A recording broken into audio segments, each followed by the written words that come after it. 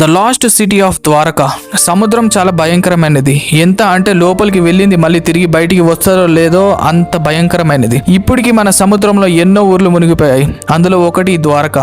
ఎందుకు ఇది చాలా ప్రత్యేకమైనదో, అసలు దీని వెనుక ఉన్న చరిత్ర ఏంటో తెలుసుకుందాం. దానికన్నా ముందు మనం ఈ ద్వారకా ఎలా కనుక్కున్నారో చూద్దాం. శ్రీకృష్ణుడు నిర్మించిన ద్వారకా అందరికీ తెలిసిందే. అది ఏమైందో ఏమో సడన్ గా నీటిలో మునిగిపోయింది. దానికి చాలా కారణాలు చెప్పారు. సునామీ వల్ల అని, శాపం అని.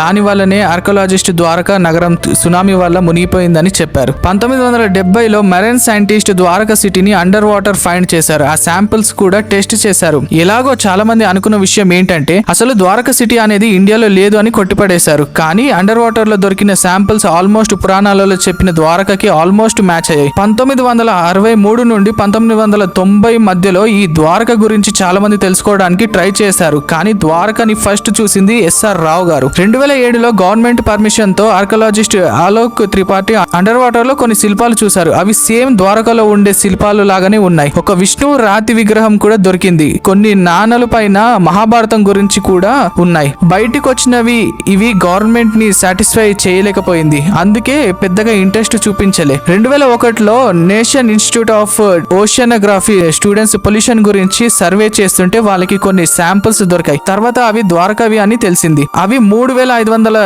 సంవత్సరాల బ్యాక్ అనుకొని టెస్ట్ కోసం ఆక్స్ఫర్డ్ యూనివర్సిటీకి పంపితే తెలిసిన నిజం ఏంటంటే అవి 9000 సంవత్సరాల ముందుది అని తెలిసింది. వాటర్ లో వీళ్ళు చూసిన city exact photo of Dwarka అని చెప్పారు. ఆ అండర్ వాటర్ లో చాలా శిల్పాలు, నాణాలు ఇంకా చాలా దొరికాయి. అవన్నీ ఆల్మోస్ట్ మహాభారతాన్ని రిప్రజెంట్ చేస్తున్నట్టే ఉన్నాయి అని చెప్పారు. తర్వాత చాలా మంది సైంటిస్ట్ కూడా ద్వారకకి ఎగ్జాక్ట్ మోడల్ అండర్ వాటర్ లో ఉందని నమ్మడం మొదలు పెట్టారు. అసలు ఈ ద్వారక నీటిలో ఎలా మునిగిపోయింది, దీని వెనుకున్న రీజన్ ఏంటి, సునామీనా లేదా ఇంకేదన్నా? సరిగ్గా 9000 సంవత్సరాల ముందు శ్రీకృష్ణుడు వాళ్ళ మామయ్య కంసుడిని చంపి మధురని పరిపాలించేవాడు. కంసుడి మామయ్య జరాసంధుడు మగధ సామ్రాజ్యం పాలించేవాడు. సో తన అల్లుడిని చంపిన శ్రీకృష్ణుడిని చంపాలని జరాసంధుడు మధుర మీదకి యుద్ధానికి వెళ్ళాడు. 17 సార్లు ఓడిపోయాడు. కానీ మధురకి లాస్ పెద్దగానే అయ్యింది. ఈసారి 18వ యుద్ధానికి వచ్చినప్పుడు నా ప్రజలని సేఫ్ ప్లేస్ కి తీసుకెళ్దాం అనుకున్నాడు శ్రీకృష్ణుడు. కృష్ణుడు విశ్వకర్మని పిలిపించి అసలు ఇప్పుడు దాకా ఎవరు చూడనిది, ఇంకా ముందు కూడా ఇలాంటిది ఎవరు కట్టలేకుండా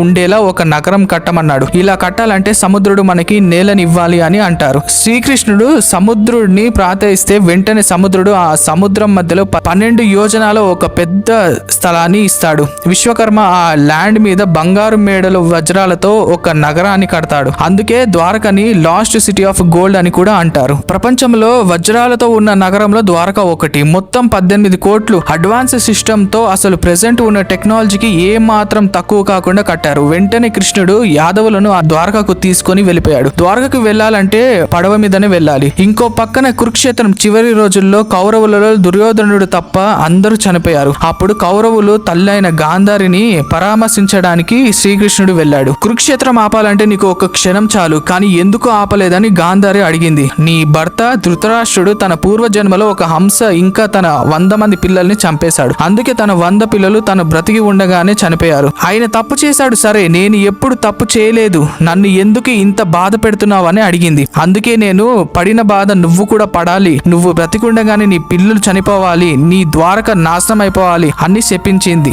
శ్రీకృష్ణుడు ఆ శాపాన్ని స్వీకరించాడు. కురుక్షేత్రం అయ్యాక ఒక రాజు, అతని పేరు సెల్వి, ఒక ఎగిరే మిషన్ తో ద్వారక పై నుండి అటాక్ చేసి యాదవులను చంపేసేవాడు. రుక్మిణిని పెళ్లి చేసుకుందామని శిశుపాలుడు అతని ఫ్రెండ్ సెల్వి వెళ్లారు. కానీ అదే రోజు రుక్మిణి కృష్ణుడితో పారిపోయాడు. వాళ్ళని ఆపుదామని శిశుపాలుడు సెల్వి ట్రై చేస్తుండగా యాదవుడు అయిన బలరాముడు వాళ్ళని నేలమటం చేశాడు. అప్పుడు నుండి సెల్వికి ఈ యాదవ వాళ్ళ పైన కోపం ఉండిపోయింది. ఆ ఎగిరే మిషన్ ని సౌబా అంటారంట. అలా నెమ్మదిగా సెల్వి ద్వారకలో చాలా వరకు నాశనం చేశాడు. తర్వాత కృష్ణుడు సెల్విని హతమార్చాడు. అంత హ్యాపీ అనుకున్న టైంకి గాంధారి శాపం మొదలైంది. ద్వారక అంతా అల్లకల్లోలం అయిపోయింది. నేను ఈ నాశనాన్ని చూడలేను, మిగిలిన యాదవులని నా మనవలని ద్వారక ఖాళీ చేసి వేరే చోటికి వెళ్ళండి, నేను ఈ లోకాన్ని వదిలి వెళ్ళాక ఈ ద్వారకని ఎవరు కాపాడలేరు అని కృష్ణుడు అర్జునుడికి చెప్పాడు. అలా చెప్పి కృష్ణుడు తన పవర్స్ వదిలేసి అడవిలోకి వెళ్ళిపోయాడు. ద్వారక మొత్తం ఖాళీ చేయించేసరికి అర్జునుడికి ఒక వారం పట్టింది. వాళ్ళు హస్తినపురంకి వెళ్ళిపోయారు.